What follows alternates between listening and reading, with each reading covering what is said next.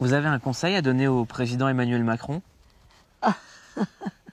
Non, moi, je ne sens pas d'atome quand je suis avec lui. Je lui veux pas de mal, mais... Faites attention, parce que les gens qui lui veulent du mal, il envoie ses copains les frapper dans les manifs. Oui, oh ben, je vais pas au manif. Non, je vais pas. Comment vous allez? Eh bien, je vieillis. Oui. C'est pas très étonnant. Ça nous fait un point commun? Tout le monde vieillit depuis sa naissance. Mais enfin, bon, non. On grandit jusqu'à presque 40 ans quand même. Après, on est stable jusqu'à 60 ans. Oh oui, même moi, 78 ans plutôt. Mais je diminue tout doucement, mais pas trop vite quand même. Là, vous avez quel âge?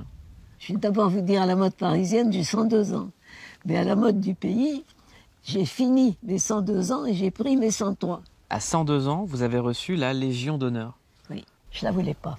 Il y a tellement d'autres gens qui la méritent plus que moi. Puis après ça, j'ai réfléchi. J'ai dit, je vais la prendre, mais aussi au nom de mes parents. Ils ont toujours fait tout ce qu'ils pouvaient pour tout le monde.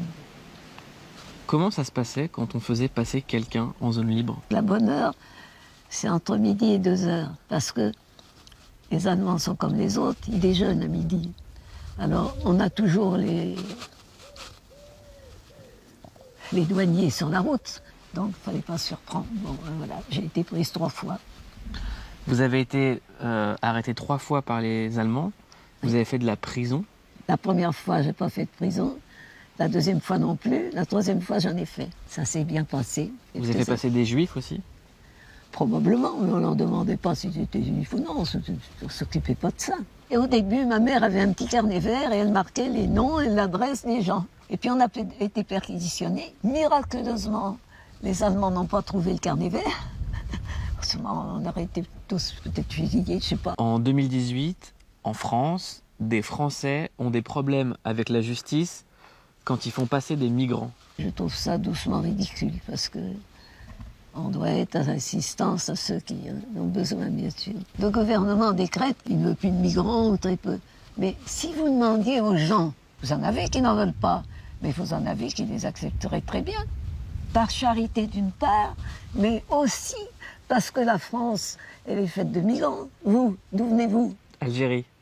D'Algérie, ben oui. Moi, ma mère d'Italien et par mon père de Suisse. On est français. Je sais pas vous, mais moi, Si, oui.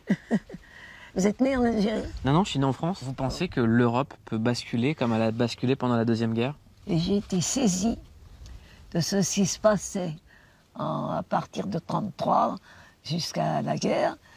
Comment c'était comme maintenant? Les grands se réunissent, ils font de grands projets, ils font des pactes qui ne tiennent pas, ils font des... C'est exactement pareil. Qu'est-ce que vous pensez de ce genre d'objet? Les enfants qui ont ça, ça les rend idiots. Ils font pas tellement la différence entre le réel et le pas réel. Il y a un progrès qui a du bon. Ça, vous vous en foutez, vous les hommes. Mais c'est la machine à laver le linge. Ah, ça a du bon. Il faut savoir ce que c'était de frotter les vêtements des hommes avec les mains usées à force de frotter. Ça, la machine à laver, c'est une bonne invention. Mais il y en a d'autres. Est-ce que vous croyez en Dieu? Ah ben oui, parce que c'est difficile de ne pas croire en Dieu. J'ai discuté avec une de mes nièces qui me dit, moi je ne crois à rien. Bon, mais enfin, tu crois bien que je crois à la science. Mais la science, on trouve toujours du plus petit, on trouve toujours du plus grand, toujours... Ah ben, c'est qu'il y a une force. Ben, j'ai dit, voilà, tes parents, ils l'appellent Dieu, toi tu l'appelles une force, mais c'est la même chose. Que vous voulez qu'on retienne de vous, Geneviève? C'est que la terre, c'est la mère nourrice. Si on la néglige, si on la détruit, si on l'abîme, on détruit notre propre raison de vivre. Or, maintenant, la civilisation actuelle, tout est pour du ciment, des appareils ménagers, des électriques, des trucs, des machins. La terre ne compte plus.